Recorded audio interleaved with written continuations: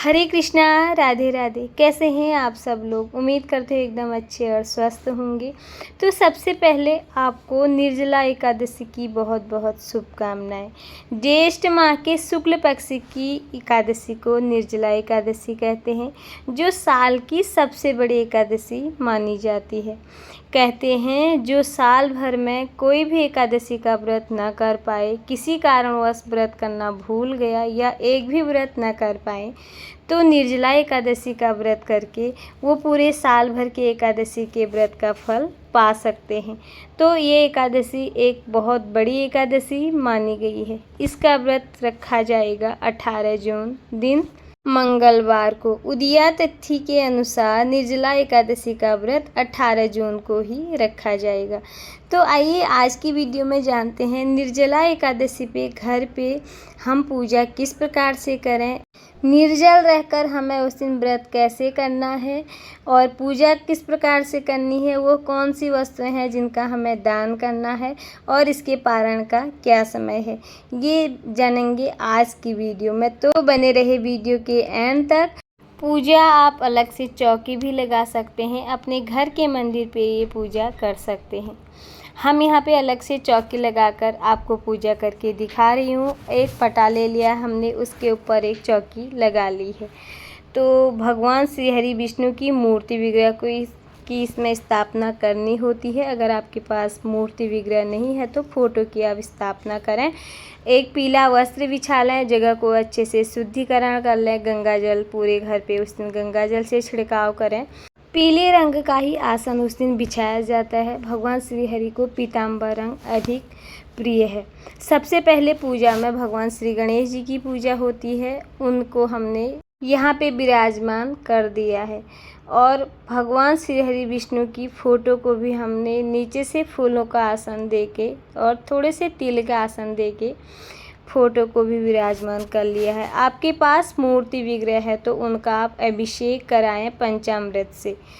साल की बहुत बड़ी एकादशी होती है निर्जला एकादशी, तो उस दिन हमें कलश स्थापना ज़रूर करनी होती है। जिनका भी व्रत है कलश स्थापना ज़रूर करें।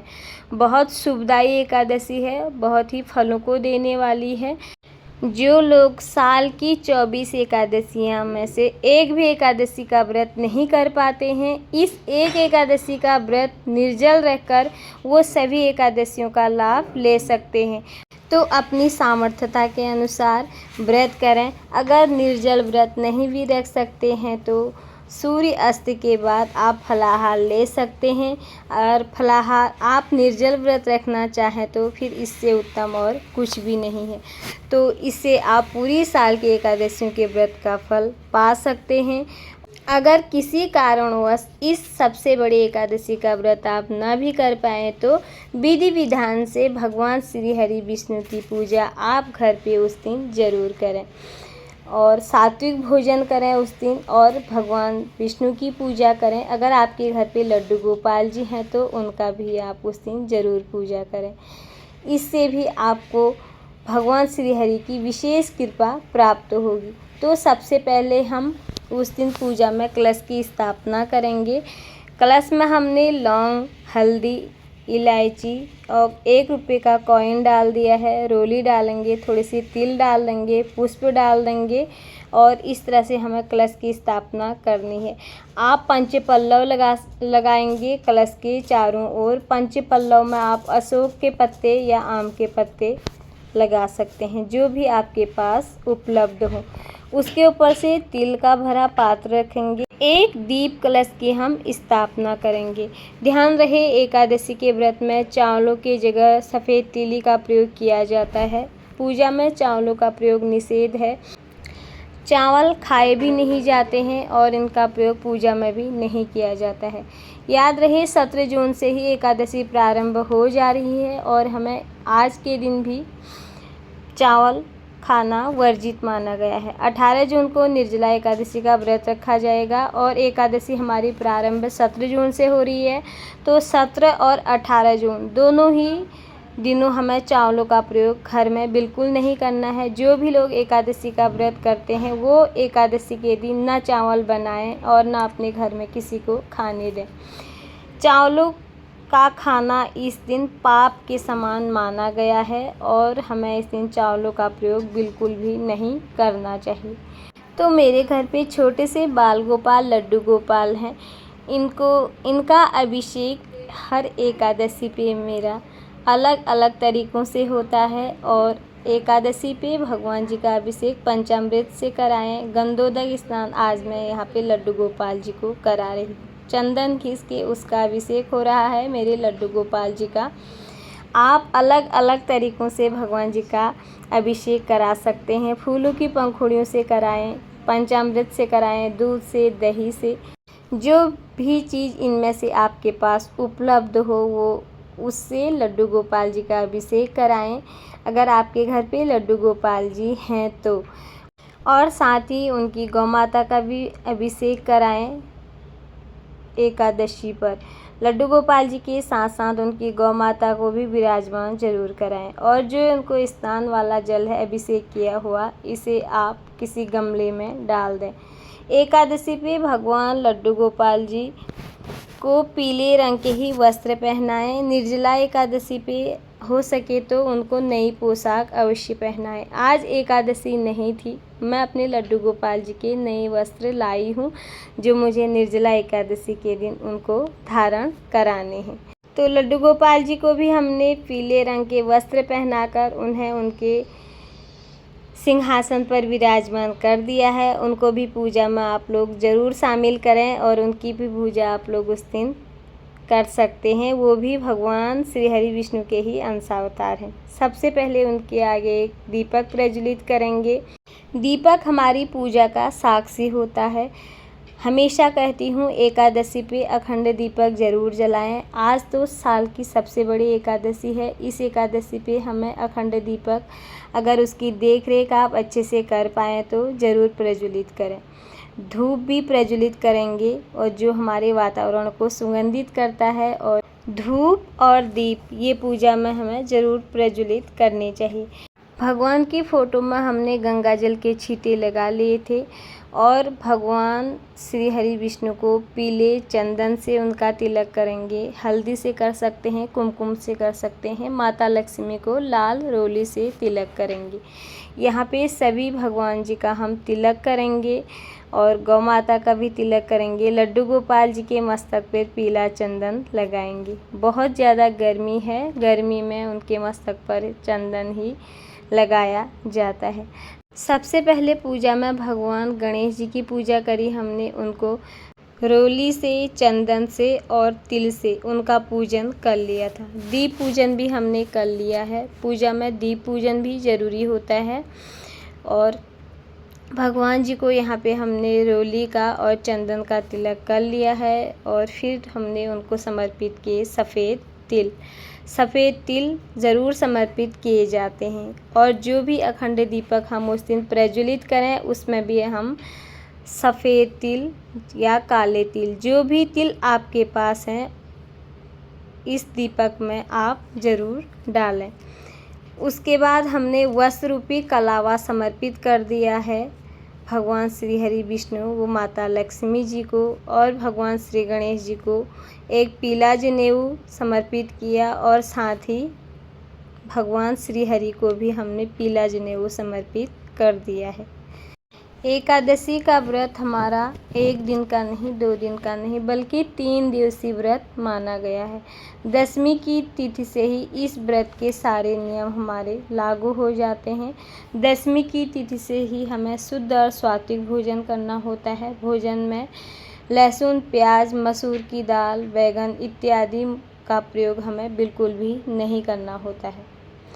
और 17 जून को भी एकादशी शुरू हो जाएगी। आप चाहें तो उस दिन भी फलाहार रहकर व्रत कर सकते हैं। और 18 जून को तो हमें निर्जला यानी कि बिल्कुल बिना पानी पे निर्जल रहकर ही ये व्रत को करने से ही व्रत का पूर्ण फल हमें मिलता है। और ये साल की सबसे बड़ी एकादशी और सबसे कठिन व्रत इसको मैं कहूँगी, क्योंकि इस भीषण गर्मी में जो निर्जल रहकर इस व्रत को कर लेता है उसको भगवान श्री हरि विष्णु की तो कृपा प्राप्त होती ही होती है।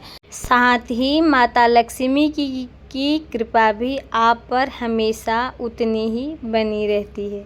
तो ये निर्जल व्रत हमें किस प्रकार से करना है? अगर आप इस निर्जल व्रत को कर रहे हैं तो एकादशी के सूर्य उदय होने के बाद हमें किसी भी प्रकार का किसी भी तरह से जल ग्रहण भी नहीं करना है। अगले द्वादशी के सूर्य उदय होने के बाद पारण करके ही हमें जल को ग्रहण करना है, यानी कि 24 घंटे हमें निर्जल रहकर इस व्रत को करना होता है। इसीलिए ये व्रत सभी एकादशियों में सबसे ज़्यादा महत्व रखता है और सबसे कठिन व्रत भी कहा जाता है। वैसे तो आप इस व्रत को किसी भी तरह रख सकते हैं, लेकिन अगर आपने इस दिन निर्जल और निराहार और निष्काम भाव से इस व्रत को कर लिया तो उस व्यक्ति के जन्म जन्मांतर के पाप तो छूट ही जाते हैं और अंत में वो वैकुंठ धाम को भी जाते हैं, उन्हें मोक्ष की प्राप्ति भी जरूर होती है। यहाँ पे लड्डू गोपाल जी को और भगवान श्री हरि विष्णु को हमने पुष्प समर्पित किए, तुलसी की मंजरी समर्पित करी और ये पंखे, इस दिन इस पंखे का दान किया जाता है। आप अपनी सामर्थ्यता के अनुसार पंखे का दान करें। जल से भरे घड़े का दान इस दिन किया जाता है। मेरा यहाँ पर डेमो वीडियो है, बहुत छोटा सा घड़ा है। आप इससे बड़ा घड़ा लेकर इसमें जल भरकर इसका दान किया जाता है और इसके ऊपर रखे जाते हैं रसीले फल, जैसे आम, खरबूजा, तरबूजा। रसीले फलों का हमें दान करना होता है और इस समय रसीले फल आम है मुख्य में, तो हमें आम का ही इस समय दान करना है। दान हमें सुबह एकादशी की पूजा करके शाम को ये सब चीज़ें दान में दे देनी है। भीषण गर्मी के कारण इस एकादशी में पंखे का दान, जल से भरे घड़े का दान, घड़े में आप मीठा शरबत बना के भी दान कर सकते हैं।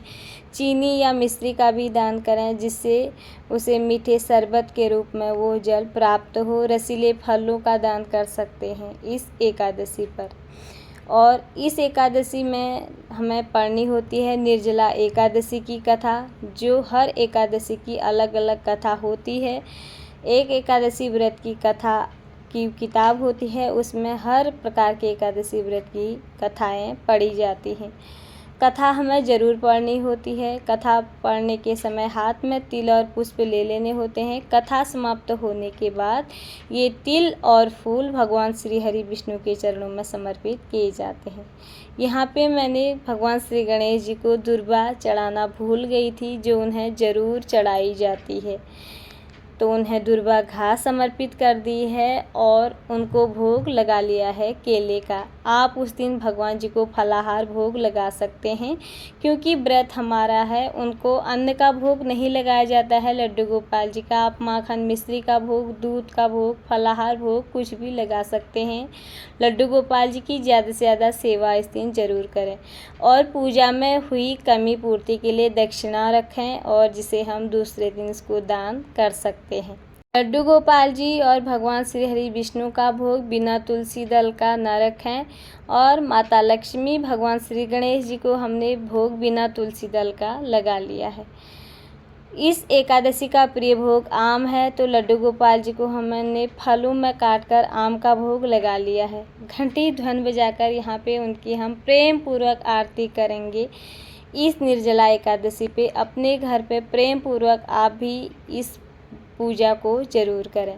भोग लगाने के बाद उनके सामने एक लोटा जल समर्पित कर देंगे। पूजा में हुई भूल चूक के लिए क्षमा याचना करेंगे और भगवान श्री हरि जी के आगे प्रार्थना करेंगे, हे प्रभु, हमें इतनी सामर्थ्यता देना कि हम आपका ये निर्जला व्रत निर्जल रहकर कर सकें, और आप ही हमारा इस व्रत को पूरा करें। इस तरह से संकल्प लें और इस व्रत को ज़रूर करें। अपनी सामर्थ्यता के अनुसार करें, जैसे भी आप व्रत रख पाएँ व्रत रखें। व्रत ना भी रख पाएँ तो इस दिन पूजा ज़रूर करें।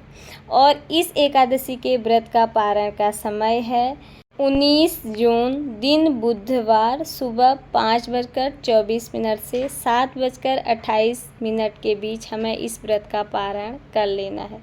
तो ये थी मेरी आप लोगों के लिए आज की वीडियो। निर्जला एकादशी पे घर पे पूजा हम किस प्रकार से करें, क्या दान करें और कैसे इस व्रत को किया जाता है। अगर आप लोगों को वीडियो थोड़ी बहुत भी पसंद आए और वीडियो यूजफुल लगे तो प्लीज़ वीडियो को ज़्यादा से ज़्यादा शेयर कर दीजिएगा, लाइक करें वीडियो को, और चैनल में पहली बार आए हैं तो चैनल को सब्सक्राइब करना बिल्कुल ना भूलें। फिर मिलती हूँ किसी और वीडियो के साथ, तब तक के लिए आप सबको हरे कृष्णा, राधे राधे। आप सबको एक बार फिर से निर्जला एकादशी की बहुत बहुत शुभकामनाएं। भगवान श्री हरि विष्णु व माता लक्ष्मी की कृपा आप सभी भक्तों पे हमेशा बनी रहे। जय जय श्री राधे।